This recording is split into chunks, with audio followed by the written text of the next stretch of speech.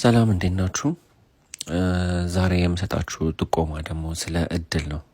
ያው ብዙዎቻችሁ ሰሞኑን ከመዝሙረ ዳዊት ጋር በተገናኘ ይሄ ችግር ገጥሞኛል በምን መልኩ መዝሙረ ዳዊትን ተጠቅሜ ልፈታው እችላለሁ ወይም ያው ብዙ ጥያቄዎችንና ሀሳቦችን እያካፈላችሁኝ ስለሆነ በጋራ አብዛኞቻችሁ ተስማሚ ተቀራራቢ የሆኑ ጥያቄዎችን አንድ ላይ ለመመለስ ሞክራለሁኝ። ዛሬ የምነግራችሁ ነገር እኔም በግሌ በጣም የተጠቀምኩበት ነው። በህይወቴ ውስጥ በደንብ የተጠቀምኩበትን ነገር ነው የምነግራችሁ። እኔም ብቻ ሳይሆን አካባቢ ላይ ላሉ ሰዎችም እንዲሁ በአጋጣሚም ደግሞ ሌሎች የፕሮግራም ክፍሎቼ ላይ በጠቆምኳቸው ጥቆማ መሰረት ሰዎች የተጠቀሙበት ነገር ነው። እንግዲህ ብዙዎቻችን ከምንፈተንበት ነገር መካከል አንዱ ሰርተን ለውጥ አለማምጣት ነው። ለምሳሌ ተማሪ ከሆናችሁ ሁላችንም ትምህርት ቤት ገጥሞናል ይሄ ነገር ብዬ አስባለሁኝ። ያልገጠመንም ሰዎች በሌሎች የህይወት ክፍሎቻችን ላይ ይገጥመናል ብዬ አስባለሁኝ። ከማንም በተሻለ ትኩረት አድርጋችሁ ልታጠኑ ትችላላችሁ፣ ክፍሎች ልትገቡ ትችላላችሁ። እንደናንተ ትጉ ተማሪ የለም። ውጤት ሲመጣ ግን ውጤት ላይ የለም፣ ውጤቱን አታመጡም። ከናንተ የተሻለ ታጠናላችሁ፣ ስታጠኑ ትረዱታላችሁ። ክፍል ውስጥ በጣም ንቁ ተሳታፊ ልትሆኑ ትችላላችሁ። መምህራኖቻችሁ፣ ጓደኞቻችሁ፣ ወላጅ የሚጠብቋችሁ ለውጤት የምትጠበቁ ተማሪዎች ሆናችሁ ሳለ ግን ውጤት ላይ ግን ባዶ የምትሆኑበት አጋጣሚ ይመጣልና በጣም ብዙ ተማሪዎች በዚህ ጉዳይ ራሳቸውን ያጠፉ ሰዎች አሉ። ለድብርት የተጋለጡ ሰዎች አሉ። ለጭንቀት የተጋለጡ ሰዎች አሉ። ትራውማታይዝድ የሚሆኑ ሰዎች አሉ።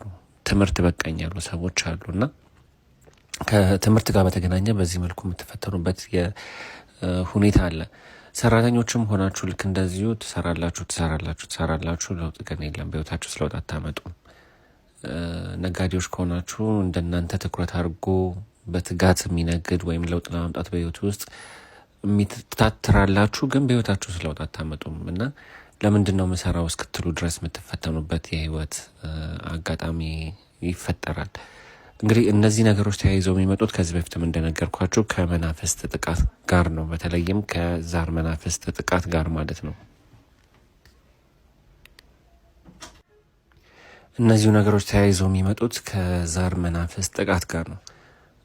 በተለይ የኛ ትውልድ አሁን ወጣቱ ብዙ ለእንደዚህ አይነት ነገር ግንዛቤያችን በጣም ጠባብና አነስተኛ ስለሆነ ምንነቱን አናውቀውም፣ አንረዳውም እንጂ ቤተሰባችን ውስጥ ባለው ልምድ ምክንያት በተለምዶ የቤት ጣጣ በሚባለው ነገር ከዛም አልፎ የዛር በሚባለው መንፈስ አማካኝነት የተለያዩ ጥቃቶች ስለሚደርሱብን በትምህርታችን ላይ ውጤታማ እንዳንሆን የሚፈትነን መንፈስ አለ። በስራችን ላይ ውጤታማ እንዳንሆን እየገባ የሚፈትነን መንፈስ አለ። የፈለገኛ ትጉ ብንሆን ውጤት እንዳናመጣ ግን የሚገረግረን የሚፈትነን እንድንወድቅ የሚያደርገን መንፈሳዊ ጥቃት አለ፣ የመናፍስት ጥቃት አለ። ይሄ ጥቃት የሚመጣው ደጋግሜ እንደነገርኳችሁ ከዛር መናፍስት ጥቃት ነው።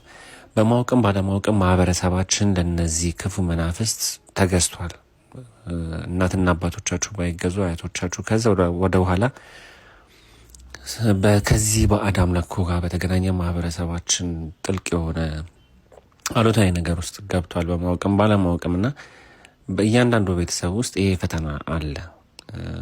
እያንዳንዱ ቤተሰብ ውስጥ በዚህ እየተፈተናችሁ ያላችሁ ሰዎች ዞር ብላችሁ ቤተሰቦቻችሁን ብትጠይቁ ከዚህ ጋር በተገናኘ ከዛር መናፍስት አምልኮ ጋር በተገናኘ የሚነግሯችሁ ነገር ይኖራል ብዬ አስባለሁ። ያውቁትም ይሁን ሳያውቁት ማለት ነውና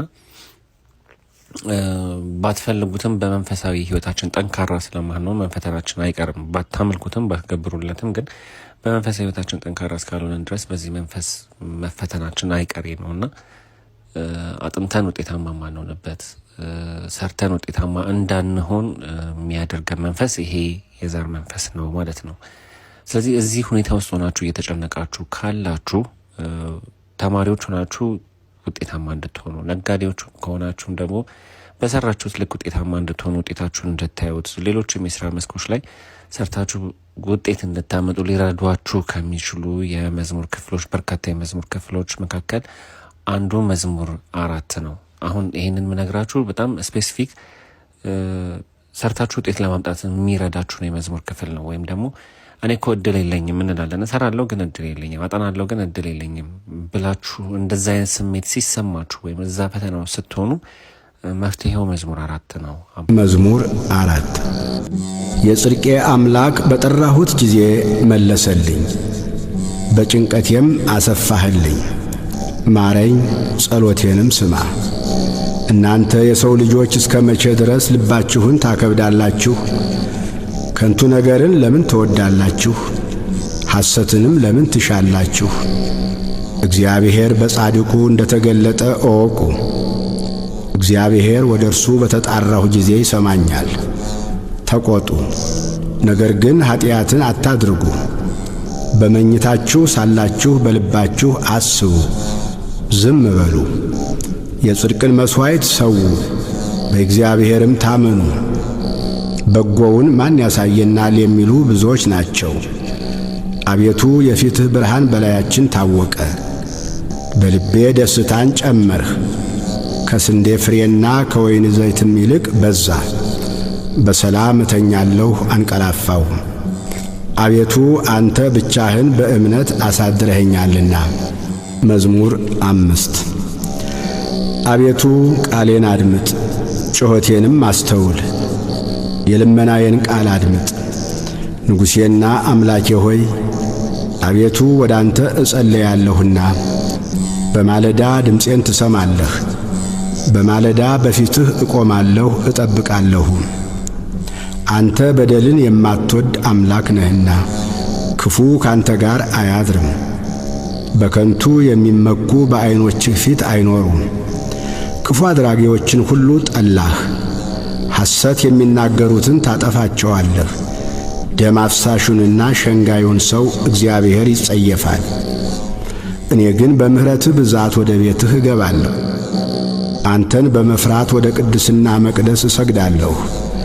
አቤቱ ስለ ጠላቶቼ በጽድቅህ ምራኝ፣ መንገዴን በፊትህ አቅና።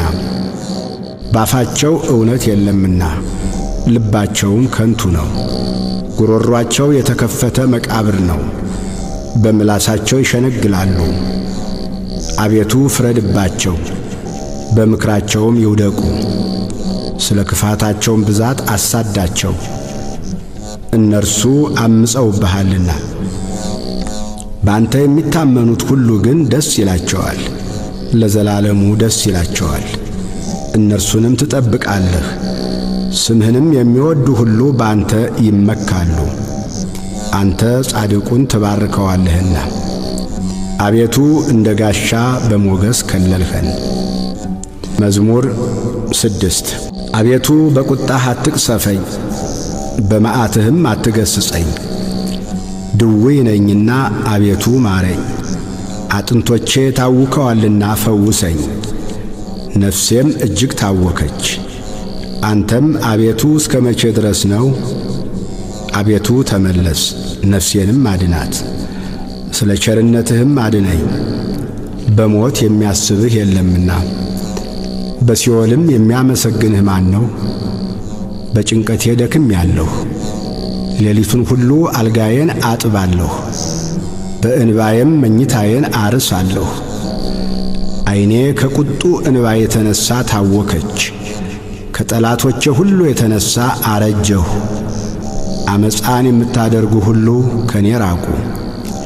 እግዚአብሔር የልቅሶዬን ቃል ሰምቶአልና፣ እግዚአብሔር ልመናዬን ሰማኝ።